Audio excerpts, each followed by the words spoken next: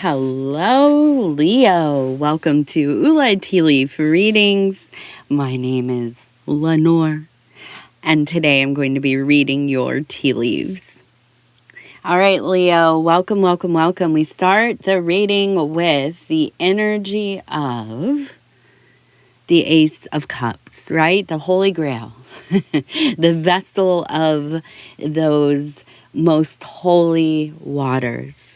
The dew of life, the thing that, it brings sustenance. It brings vitality. That's the word, vitality. It is also an energy, the water, the element, and, in the material as well. This is a thing that brings change. It reshapes the landscape of your life when you have like a deluge, right? What is a deluge? Flood, right? A huge downpour. So when we see the Ace of Cups, it is my,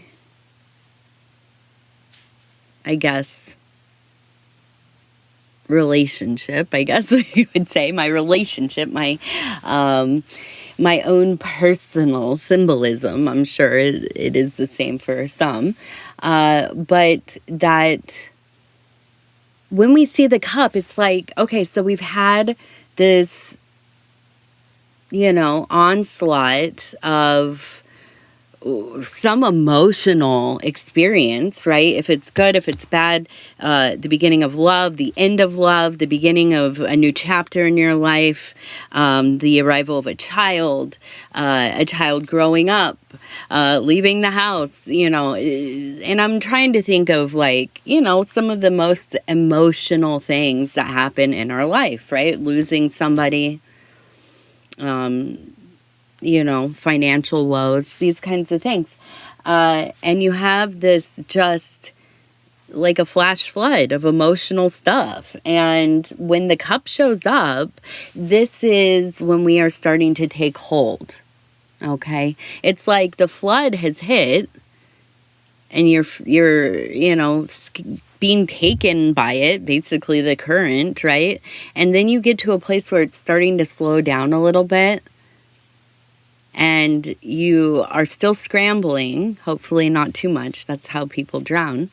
You put your feet down and you realize, okay, I'm only in 2 or 3 feet of water, which is a lot for a flood, right? But I can find my footing. Okay, so that's what the cup showing up is like. All of a sudden I realize, okay, I can stand here. Okay, I can find my footing, I can get some traction, I can walk to the side, find some higher ground, hopefully. So let's go ahead. We're going to see how does this kind of relate to our tea leaves. What is this energy showing us? What doors is it opening for us? All right, here we go. Let's take a look. Now, I also want to say thank you again for clicking on the reading. It is always my greatest pleasure to be able to do these readings for you.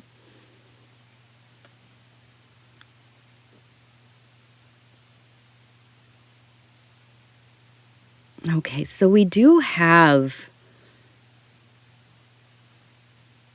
a sense of, it kind of really is a sense of urgency. We have a person standing here. You can see the arm up. They're holding a candle, illuminating candle. You can see there's the candle, there's the flame. Now above the head, right, because their head is kind of leaned back, we have a question mark. Okay, a big what the heck. Now, over here we have another person standing in front of, and it looks like I almost said cockroach, or something. I was going to say cock-a-doodle-doo, a rooster, not a cockroach, a rooster. And this is almost always a symbol of an alarm, right? A wake-up call. Okay, now we have a person here. We have the letter M behind them, right by the head. Down here we have another person who has a heart and then the sacred heart on this side. So this would be the head of the person, the upper body, and then kind of in a seated position.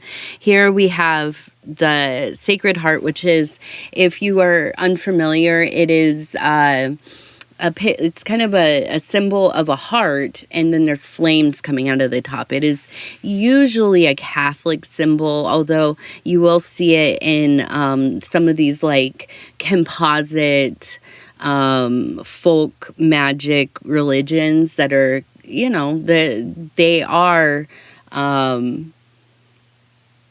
true magic traditions and fetish traditions. And this is magic, it's fetish, right?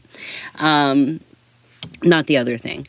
And they do, where people, when there are diasporas, right? When people are forced away from where they come from, when their cultures are colonized and occupied and dispersed across great areas and across continents and things like this, these cultures, these groups of people will encounter, often colonizer religions, and those are, in the modern era, usually kind of related to the Abrahamic religions, at least, Christianity and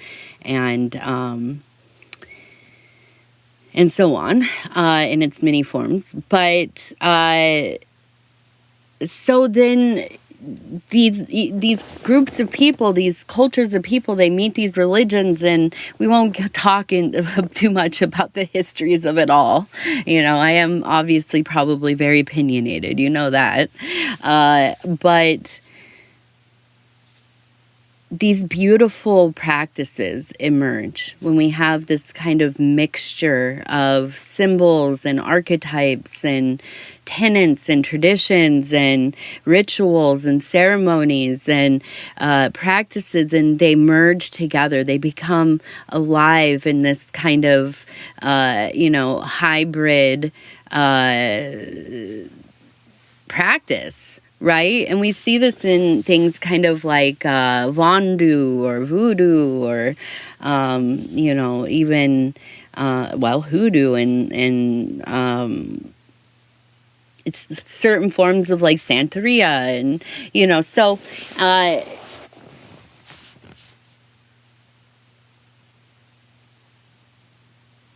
this symbol is one that really indicates agape. Okay.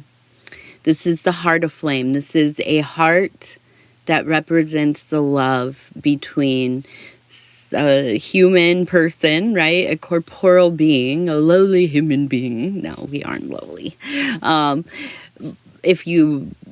I say in contrast to the hierarchies of like the Gnostics or something. That's what I'm imagining. So you have this human who is having a love affair with God or goddess or the divine, right? And it's not just this kind of like, I believe in it, I say I believe in it, and then I seek some kind of shelter within this belief, which, is a beautiful thing. If you can find something to believe in, by all means, especially if it serves you well, especially if it serves the greater well, right? But I feel that there's been some strife. There have been moments where I think you have been seeking some kind of ultimate truth, some kind of sign, some kind of, anything, right? Give me a sign. Just let me know that I'm doing the right thing, that I am going in the direction that is going to, favor my goals, my star energy. And yet,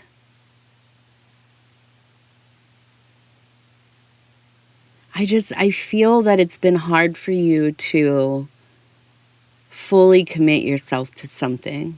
Maybe a system, maybe a practice. You haven't found the thing, right? You haven't found the way that you like to do it. And let me just tell you this about religious, spiritual, occult, magic practices. And I think a lot of times we begin, kind of searching for something. Obviously, we're all looking for something.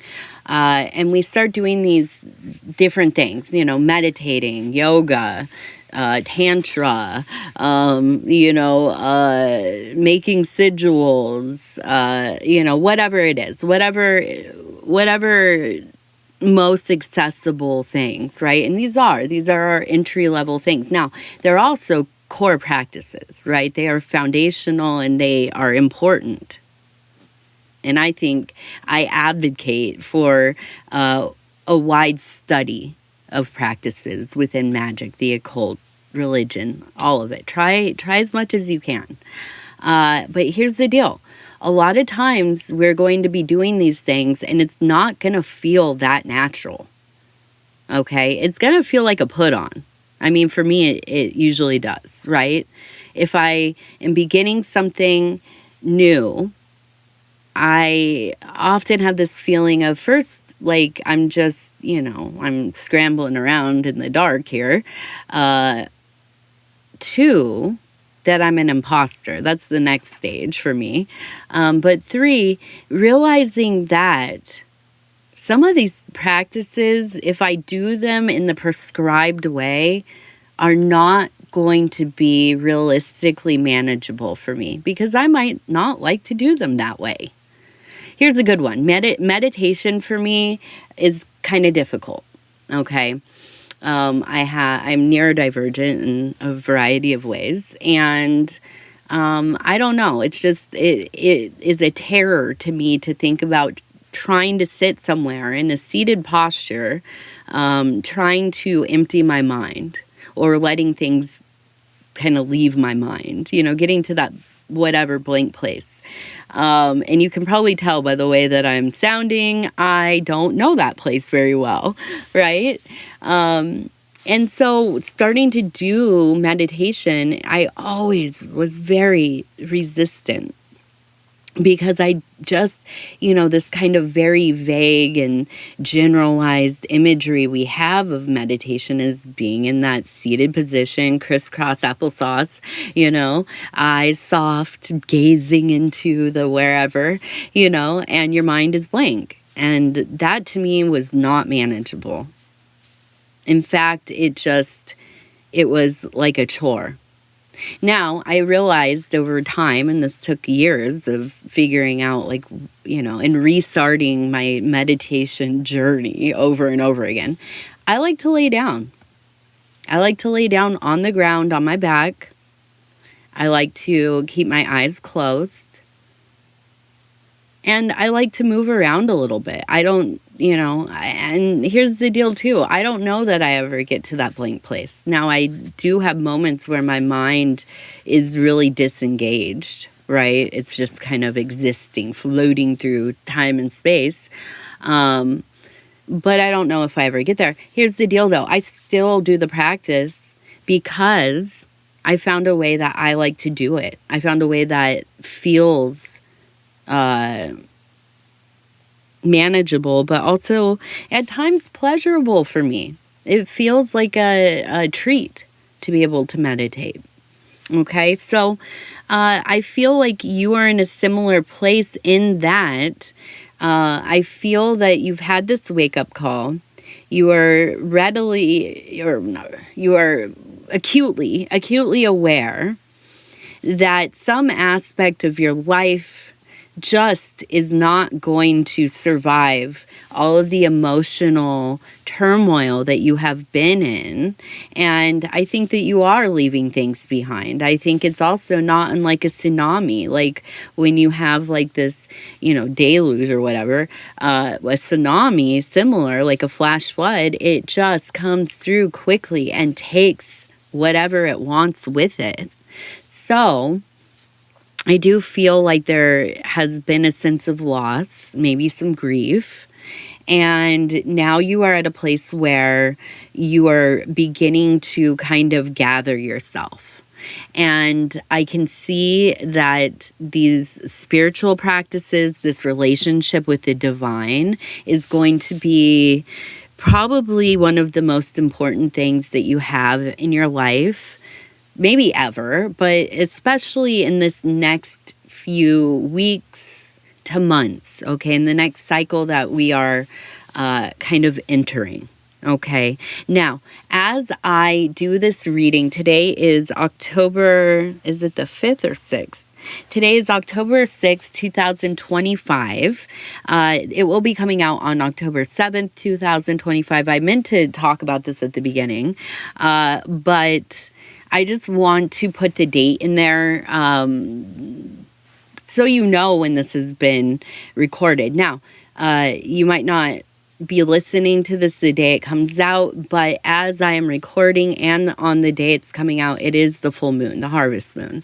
So we do have this kind of very like weird energy today between the solar flares and the interstellar object. I can't wait to go look at the news about 3-Eye Atlas.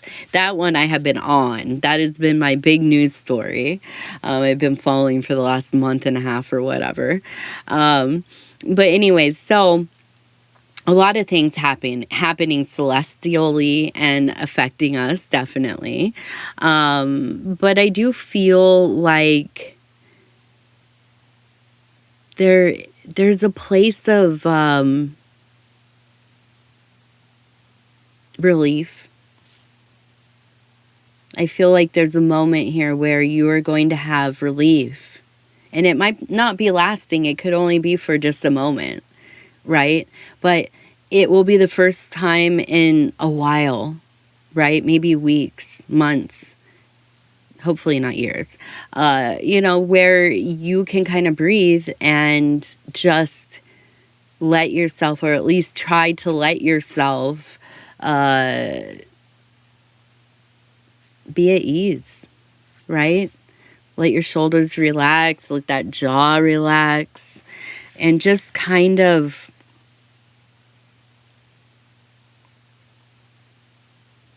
be there in the moment, be present. Is that what it feels like? I'm trying to think. Yes, this is, I feel like it's like you are starting to feel comfortable in your own skin again. That's a big feeling. Like, it feels like you have been almost like dissociative or detached from the material world, because it's been just an onslaught of arguing, of problems coming up, of another thing, flat tire, sink is leaking, somebody left the chicken out that I bought at the store yesterday, these kinds of things that just, it's not the end of the world, but man, in that moment, it kind of feels like it, doesn't it?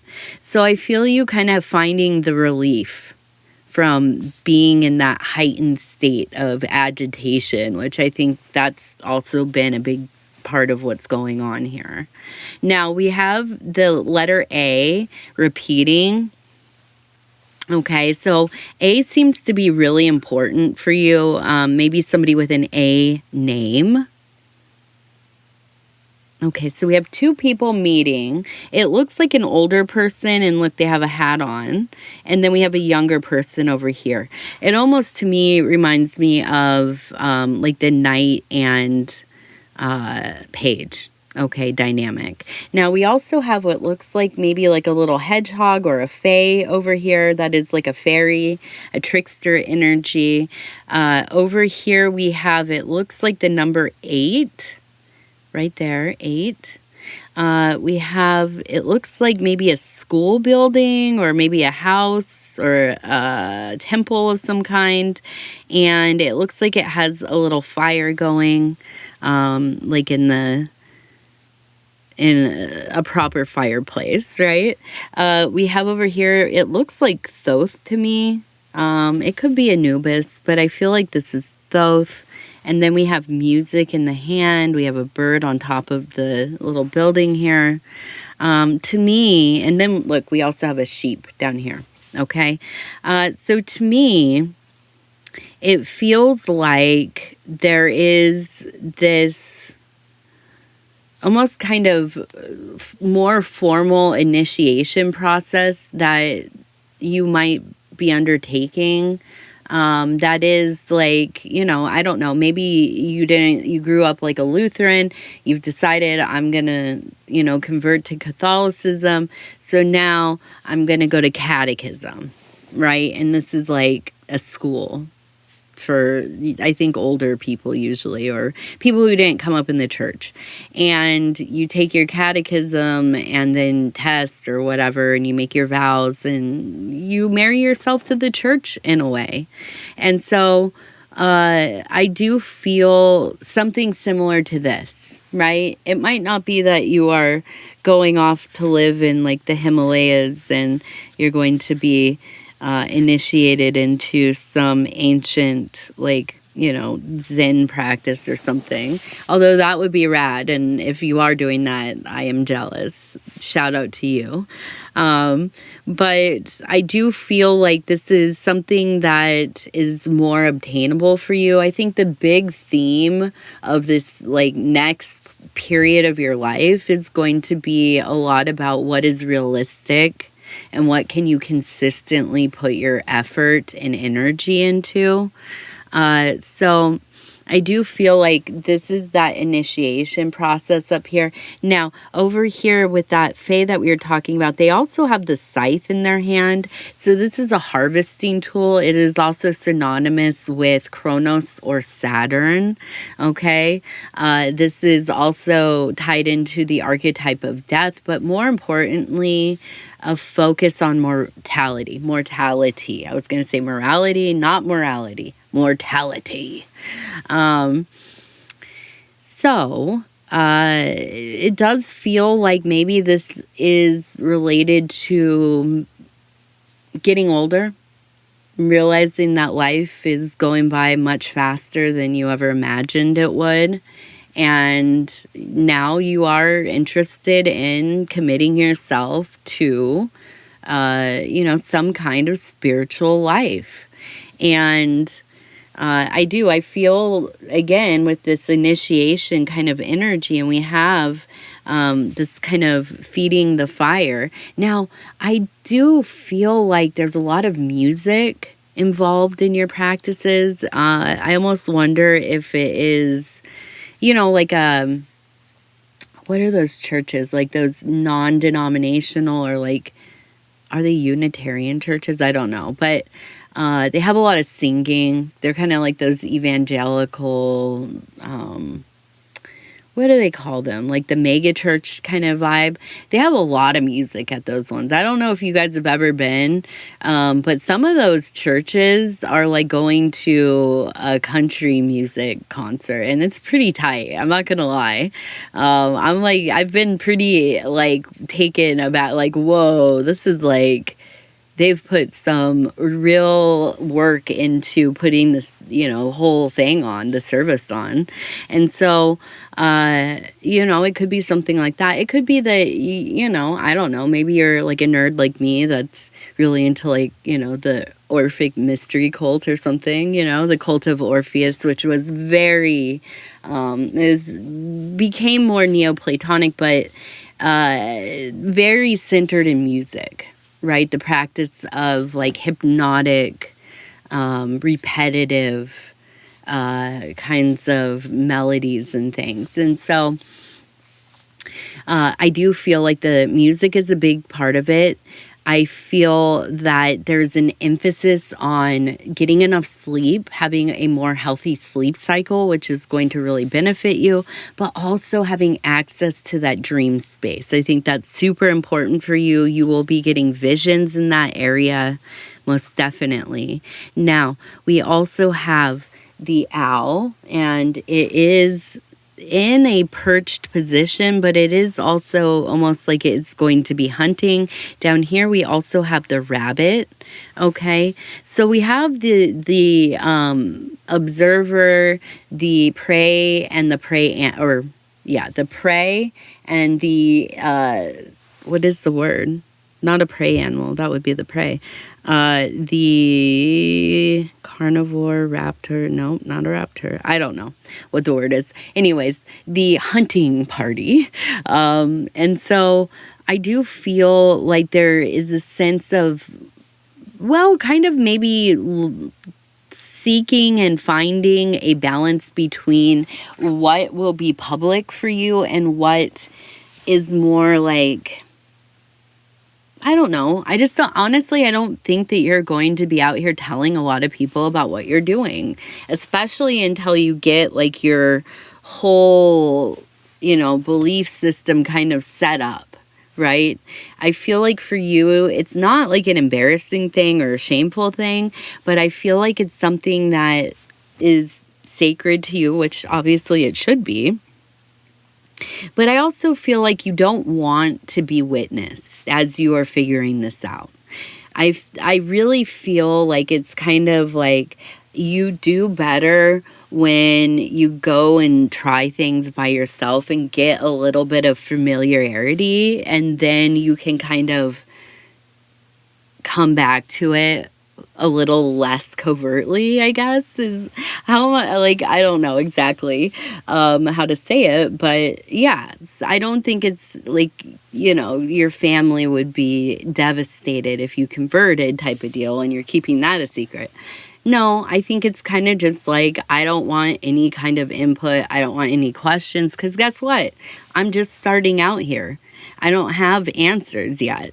So, I see this as being kind of your own private thing. Okay. Oops. Knock that over. Okay, so let's take a look here.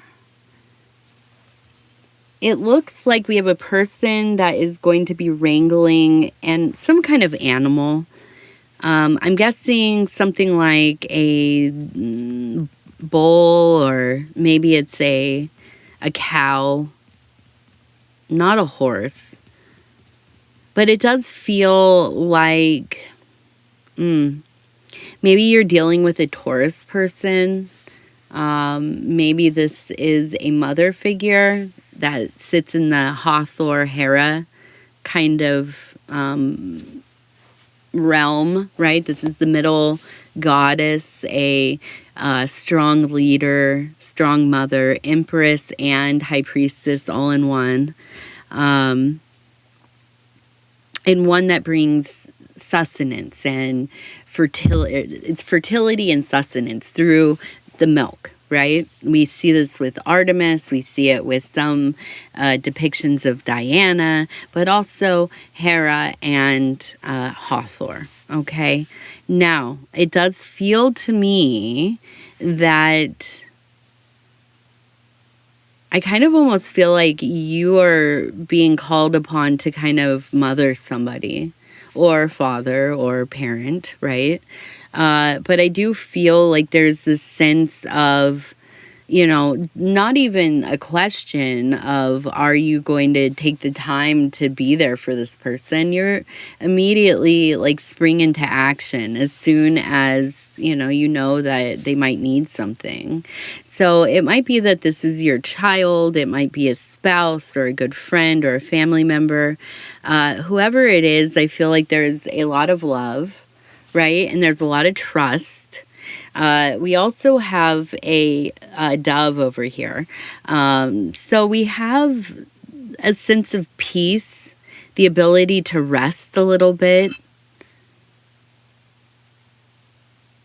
And that will, I think, start to kind of all come together as you play. And I just am looking at this as like a superhero, like, flying into action. I kind of feel like it's something that is going to be quick and immediate, and you're just going to have to kind of drop whatever's going on and go. But I feel like you are going to be the one that really makes the difference. Okay, and I think this is something that you need to remember about yourself, that you are somebody who takes care of a lot of people. You are somebody who, I think you really care and love people deeply. There are times where you can feel quite detached from others, especially when you are stressed. And I think that's kind of where you have been dwelling, but here I think is an opportunity for you to remember that you, before everything else, are somebody who shows up for those you love, right? You might be a parent, you might be a caregiver, an older brother or sister, a grandparent, whoever or whatever you are, whatever you identify with. People need you, right? And they trust you. And I think that you maybe are one of the few people in your life and your family that do what you say you're going to do.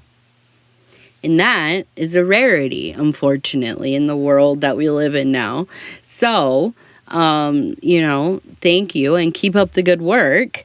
And I feel like this is going to be like a time where emotionally things feel so much better than they have. Okay. Now we're going to do our 3 lucky numbers. We have number 56. 56.